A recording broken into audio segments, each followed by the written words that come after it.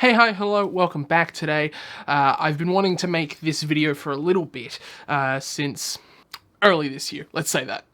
And now with the recent town hall thing happening on Twitch and it coming to be the end of 2020 and we're heading into the new year, into 2021, I wanted to make this because I wanted to just throw it out there because I think if you're a viewer on Twitch and you don't understand these things, and you're a streamer on Twitch and you don't understand these things, I think it's time to start understanding them, because this is going to be about the future of Twitch.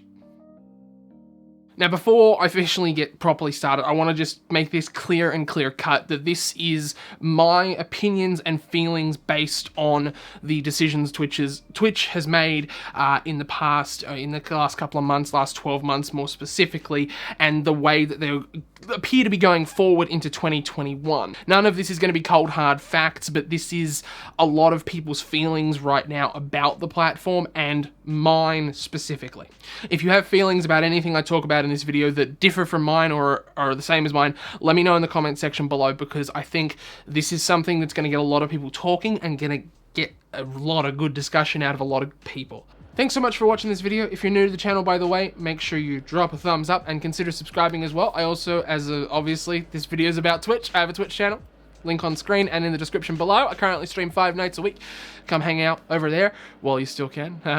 To add as well, I don't hate Twitch. I know a lot of people see these videos and go, oh, this person just hates Twitch. They don't like Twitch. They're not popular on Twitch. No, I love Twitch, and I'm making this video out of a place of concern and wanting to see the platform improve. And as I think the majority of people who make this kind of content and are outspoken on Twitter and social media and in their streams about it are doing that for that exact purpose, or most of them are, in my opinion. So with the recent Twitch town hall taking place, it took place earlier in this month in December, I believe about the 14th or something around that point, I'm not sure the exact date. Twitch held a town hall, and if you don't know what a town hall is basically, it's typically used in government-style settings, specifically local and community-type settings, to inform the people who are at the perils, I guess, of those in charge, to see where they are going in the future and to take on board community feedback. As I said, they're mostly done in government settings, but we're nowadays seeing them more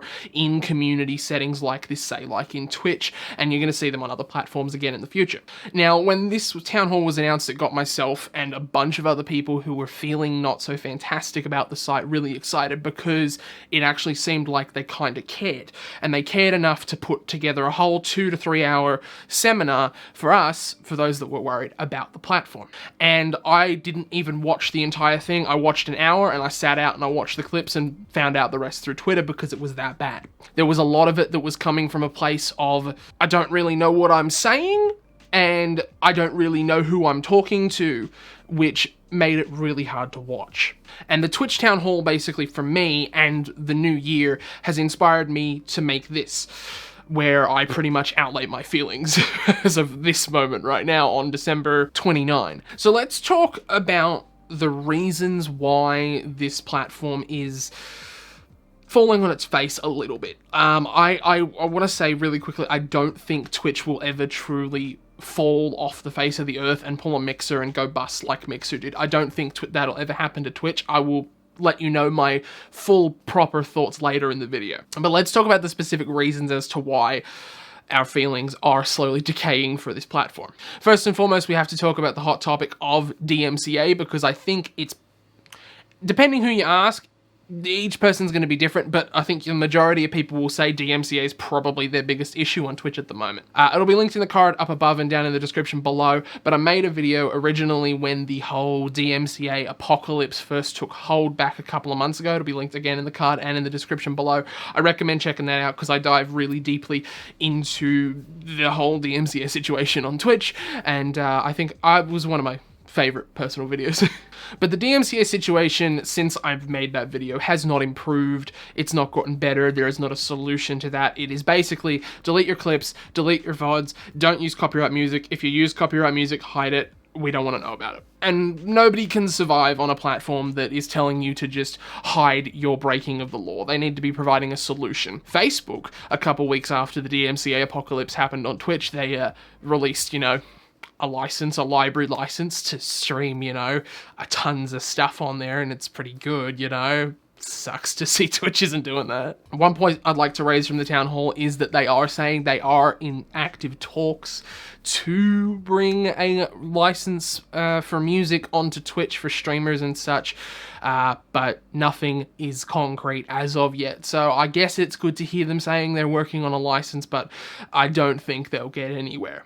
Now, I respect that Twitch cannot do too much for DMCA, but it does feel a little bit like a spit in the face sometimes when it's basically said, oh, you've been streaming for 6 years on Twitch? Oh, yeah, well, you've used copyright audio for all 6 of those years. Just delete the entire 6 years of clips and highlights and VODs and you'll be fine. Now, don't get me wrong, I have all of the stuff that I deleted, or the majority of it, downloaded and saved, so I can revisit it in some time, but it's not there for my audience to see potentially one day if they wanted to go back when I'm not live. And that really sucks, you know, not having all my past memories and, you know, being able to see where I've come from to where I am today, especially at the year-end point right now where we do a lot of reflecting to see where we were 12 months ago, 24 months ago, to see where we were compared to where we are. So DMCA really sucks, and with that whole felony bill thing that's going through the US government at the moment, it's sucking even more. Not to mention live takedowns as well. Live takedowns as well are supposedly a thing that will be coming in 2021 at some point. Nobody knows exactly specifics or anything, but they do know that music labels are investing in this technology to bring live takedowns to action. Another reason that the platform's feeling, or people's feelings, I should say, to the platform are declining is the lack of discoverability on Twitch as a site. You probably see a lot of streamers like myself who come over here from Twitch to YouTube to create content and such over here. Well, that's because YouTube and TikTok and Instagram and those platforms, they have an algorithm to be found. I'm obviously not going to get into specifics here, but they have a search engine to where it's very well optimized so you can make your videos rank in search, and you can do all these things to help it rank in search and to perform better and such. Twitch doesn't do that. It basically just says go live, good luck, have fun.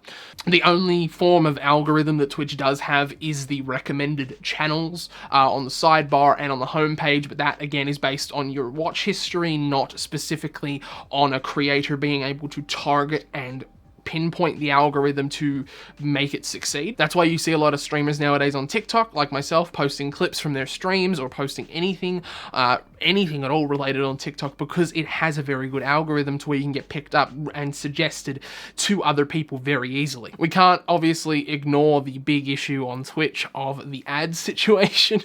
Again, I made a video about this. It'll be in the card up above and in the description below as well. I quite like that video too. The ad situation, specifically the whole mid-roll one from back a couple of months ago, was terrible and just absolutely gobsmackingly awful, and basically told everyone how much Twitch cared about their dollar and their profit margins over the actual people. I mentioned in that video again, but whenever an ad hits, specifically a mid-roll or a pre-roll during a stream, the bounce rate, which is the percentage of people who leave or join and leave during an ad, is 30%. So if 10 people join your stream and they all get hit with a pre-roll, 3 of those 10 will be leaving your stream before they've actually even laid eyes on your content.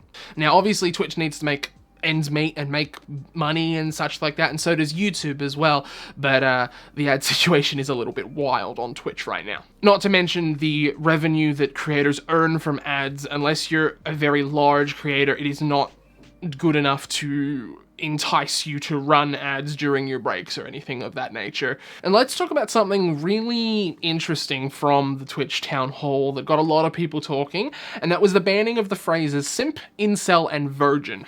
Now, I should be specific and clarify here, it is not an outright ban of you saying the words altogether. You're still allowed to say the words on Twitch, but it just can't be used in a hateful or harassment manner. So if there is an intent there to harassingly call someone a simp or anything like that, there would be consequences for calling someone that.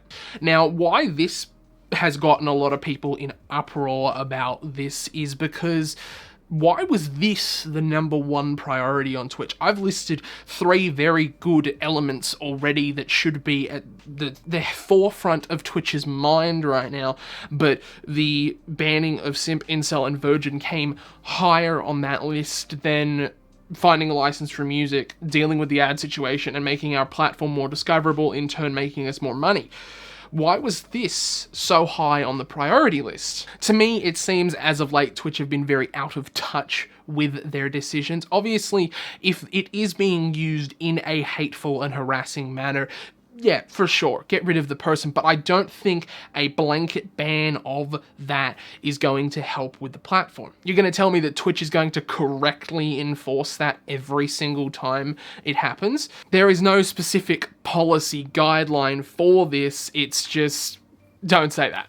And when you blur the lines between policy and hey, don't do that, it becomes a problem, and then you start running into issues such as, oh, what can I actually say on this platform, and, you know, what can I not? We also have to talk about Twitch's lovely little CEO, Emmett Shear, in this video when we're talking about the future of the platform. I think every time I've seen Emmett Shear this year, who is the CEO of Twitch, he's had something to say that's not rubbed people up the right way. GlitchCon, for example, he said it was a big year for music on Twitch. Yeah, it was, because a ton of streamers got banned because of the lack of help with DMCA. Obviously, a lot of people didn't pick this comment up, but I myself did pick this comment up. He mentioned during his little opening monologue at the start, talking about that Twitch does truly care about the people and the trust and safety of the people, and, you know, the safety and well-being of the people. And I clicked off immediately after that, because I knew the whole thing was going to be laughable if they seriously think that they're a good platform for safety. There was a whole segment dedicated to trust and safety during the Twitch town hall, which is basically like harassment and abuse and such like that. But with the amount of abuse I've seen in the last month alone that goes untouched and doesn't get reprimanded by Twitch, to hear that comment was really comical. So those are just some of the major kind of problems and issues, and now I want to dive a little bit more into my feelings. I've given up on dwelling on the decisions that Twitch made. You know, if this was 12 months ago and the ban of Simp, Incel, and Virgin had just kind of hit, yeah, I probably would have, you know, cared a lot more. But because I'm at this point with the platform where I think a lot of people are feeling very burnt out and fatigued with everything that's happened this year, especially this year's been a year like no other, and then you add on top of that Twitch just being terrible with their decision making, and then I think a lot of people just have given up caring about the platform and about its direction, which is a good and a bad thing. A good because you don't have any stresses, you don't have to stress about the platform's decisions, that's fantastic. A bad thing, however, because now people don't care about the platform's direction, the platform's going to pretty much do whatever it likes now. Twitch made a very infamous tweet many years ago saying, "Hold us accountable." It's a very prominent tweet that you can find on the Twitch support Twitter.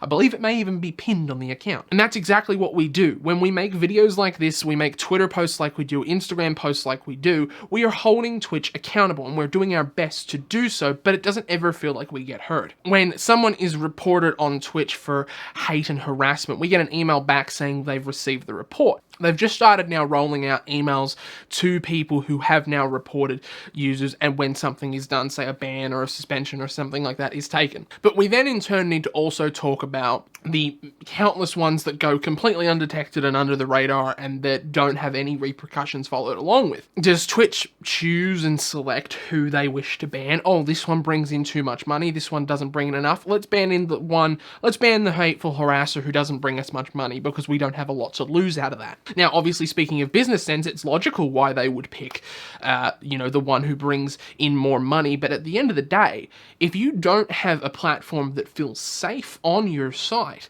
then do you have any money at all coming in? Back to the point of feeling burnout and fatigued, the feeling of burnout and fatigued is not helped by the potential that other streaming platforms now hold. YouTube and Facebook Gaming are becoming very good competitors to Twitch. Facebook Gaming is growing rapidly, and so is YouTube. Facebook Gaming more than YouTube because it is a dedicated page, and YouTube doesn't seem to care overly too much for its streaming page, which I hope they really do start to invest in their streaming page more, because it's got a lot of potential to beat Twitch potentially. But when you see sites like Facebook, who has a music license for all of its partners and creators to freely stream music on the platform, and you see YouTube with its incredible discoverability and incredible algorithm, you kind of go, well, what does Twitch offer me? I've seen a lot of people that I follow on social media that were streamers on Twitch that have now moved to YouTube. They're over here now, or they're over on Facebook now, and they're happy there because they've got something that works well for them, and they've got a site where they feel like they're connected and they perform well on. Now, I mentioned earlier in the video that I said I didn't think Twitch is going to fall flat on its face and just stop working like Mixer did, and here's what I think is going to happen to Twitch. If Twitch keeps its current trend in directions of decisions, you know, this whole banning of Simp, Incel, Virgin, you know, not caring about DMCA, the whole ad apocalypse thing, again, I still don't think it will be enough for the platform to fall on its face. Again, it is funded by Amazon, so we have to recognize that billion-dollar Bezos is pretty much at the helm for Twitch, but doesn't have any, like, you know, say in the matter. Twitch is being funded by Bezos, so you can't see that ever falling on its face, and if it did, another one would just start up straight away right after. So I don't see that happening pretty much ever. What I do see happening, however, is a mass exodus of creators and viewers on the platform within the next 12 months if this track is kept up. Now, I have to clarify that I don't think this will happen if Twitch makes the right decisions starting in January. They have a fresh year in January 2021 to start making the right moves and the right decisions that benefit themselves, the creators, and the wider community. I'm sitting here on December 29th, 2020, recording this video, and I'm sitting here hoping to God that Twitch pull through in next year. That they are still as dominant a platform as they are, because I love the platform. I really do, and I think a lot of people feel the same way. I've met a lot of my best friends through Twitch. I have friends that I now know that live near me that I've met through Twitch. I've had friends that I've met overseas. People that I now call lifelong friends that I've met through the internet. 20 years ago, this was not a thing at all, and now it's pretty much the norm. And the platform where this is happening upon is not doing it right at the moment, which is why you see a lot of people like myself who pour hours upon hours upon hours of their life every single day, every single week, every month of every year into this platform to get nothing but the butt from Twitch. I want to see Twitch succeed. I want to see it pull through next year. I do worry that there will be a large volume of people leaving Twitch if the decisions do continue. We're headed into 2021, as I mentioned, and people are looking for a fresh start. And now, in the next couple of months, you're probably going to see creators moving. You're probably going to see people saying, I'm stopping streaming altogether and I'm moving solely to creating YouTube videos, or I'm moving solely to YouTube streaming, or I'm becoming a social media influencer instead of a Twitch streamer anymore. You're going to see a lot more of this now that we're starting fresh and people want a fresh start. People take New Year's as a reset, especially after a terrible year like this one. People take New Year's as a reset, a chance to move forward, to drop the bad habits, to drop the bad things in their life, and Twitch may potentially just get lumped in with those bad things and bad habits in those people's lives. And it's sad. It's really sad because I truly love this platform, and again, I've met some of the best people in the world on this platform, and I want to see Twitch succeed next year badly. So that's going to bring about the end of this video, I think. I think this was a good video. I think it was one that if you're a viewer on Twitch and you don't often understand why a streamer that you are, a creator that you watch, is feeling down about the platform or is feeling these things about DMCA, it's really good to understand exactly why. And if you're a streamer and you don't know why other streamers are feeling this way about Twitch, it's good to kind of understand. That way you can kind of go, oh, okay, now I get why you don't feel so great about the platform. I totally understand that. Let me know in the comment section below what you think is going to happen to Twitch. Do you think it's still going to be here in 12 months' time? Do you think it's going to have a mass exodus Exodus? Do you think it's going to pull a Mixer? Do you think it's going to be the best platform in the world in 12 months' time? I'm interested to see the thoughts and the feedback of the kind of the general Twitch populace, because at the end of the day, if you're watching this video, you have some level of interest in Twitch. You have some kind of want to be on Twitch. Thank you so much for watching this video. I really, truly appreciate it. If you enjoyed, give it a big old thumbs up. I'm excited to get consistently back into YouTube into 2021. I hope this video looked fantastic and grand, because I think it looks fantastic and grand on my little screen off to my side. Make sure you subscribe to the channel and hop into my Twitch chat as well. There'll be a link in the description and on screen right now. Thank you so much for watching. I hope you have a fantastic rest of your time zone and a happy new year first and foremost, because there won't be another video till 2021. I hope you have a fantastic rest of your time zone, and until next time, bye-bye.